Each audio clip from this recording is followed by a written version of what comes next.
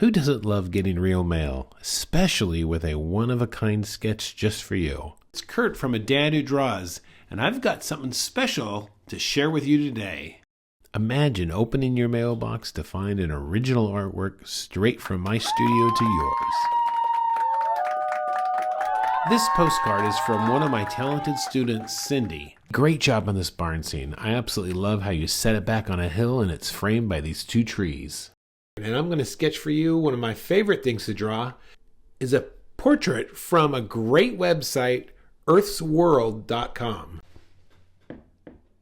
Let's start with a quick gesture. It's like setting the stage before the real magic happens. A gesture gives you a skeleton of your drawing. Here's my tip. Draw the general contour of the shape, keeping it loose and light. Think of it as mapping out your landmarks before you dive into the details. A quick question for you. What's your go-to landmark when you draw faces? For me, it's always something bold, like sunglasses here. Landmarks help to lock in proportions, so I'm using these shades as my guide. I've got a confession. Sunglasses and I have a love-hate relationship. They're always sliding down my nose. What about you? Do you love wearing them? Here's a key tip. Don't panic if your eye placement is a little bit off. It happens to everyone. Instead, check against your reference and adjust. Look for the curve over the brow ridge. It's like a map leading you to where your eye should sit. And right there, right where I put my pencil, that's kind of the temple of the head. And so that's a key landmark to kind of lock in your proportion. Making adjustments now to my initial little gesture, double checking the back of the head. Now right here, I'm trying to put in the ball of the mouth. This is the area that goes right below your nose.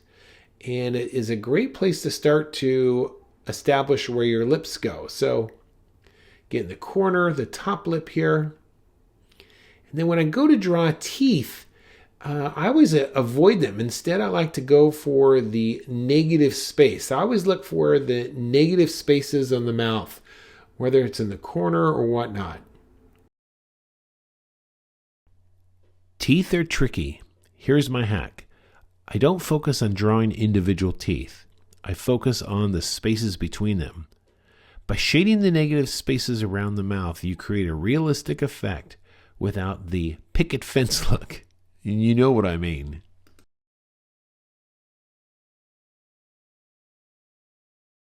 I remember staring at Carl Noss's work, my mentor, and thinking, I'll never get there.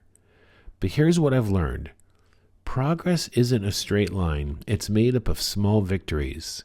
So if portraits feel intimidating right now, just remember, you're building something amazing one line at a time.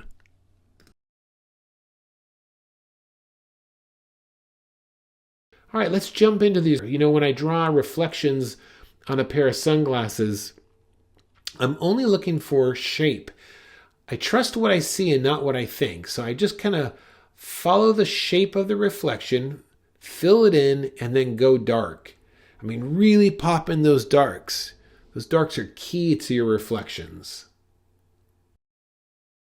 Think of reflections as abstract shapes. Don't think sunglasses. Think shapes of light and shadow. The key is contrast. Those darks make the highlights shine. Watch how the reflection changes as I darken the lenses. Sharpening up the upper lip there.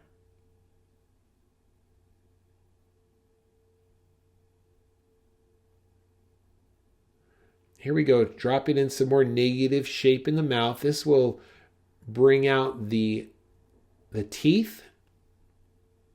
I really like this this character of this guy, and like I said before, if you're looking for some incredible resources on drawing portraits, that's EARTHS, earthsworld.com is just a gem. I found it, it must be 25 years ago, and it is the best resource for just common people out there.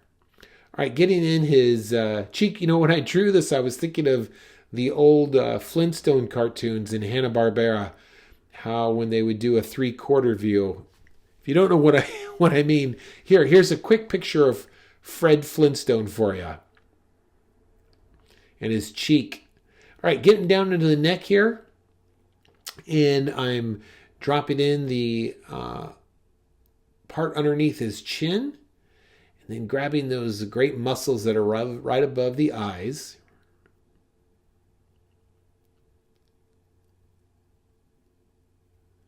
All right, I'm going to drop in. Look at this. Great.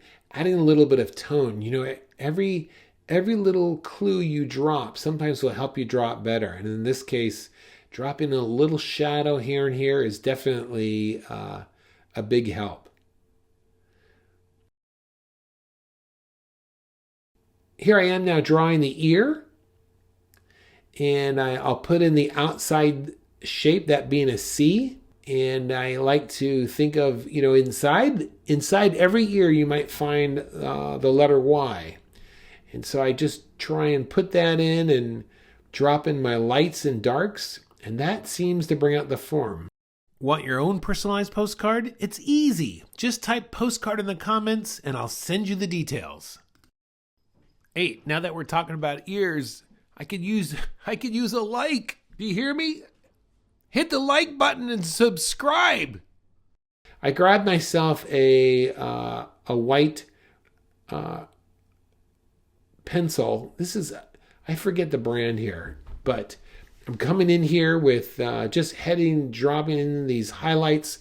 You know, it's great working on craft paper. You're able to drop in white highlights along with your black colored pencil I'm using. And while I'm speaking of black colored pencils, one of my favorites, and this is not sponsored, is a Crayola. Believe it or not, it's a Crayola colored pencil. I buy them at the grocery store, and if you were looking for a very cheap alternative to those super expensive art pencils, man, I'll tell you, you can't do better than a Crayola pencil. All right, got to get back in here the neck now and the collar, and just really looking careful at what you see. It's this idea of trusting what you see and not what you think. So a lot of times I'll just grab the shape of something and drop it in. Oh, a little tone for his neck here that will help turn the corner a bit.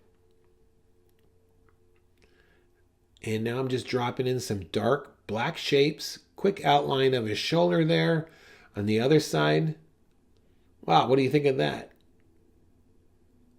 Now what am I going to do? All right, and that's it. There it is. If you want your own personalized postcard, it's easy. Sign up below and let's swap some art. And don't forget, I've got a free step-by-step PDF to guide you through this drawing. It's my gift to help you grow. Now go out there, make your day great.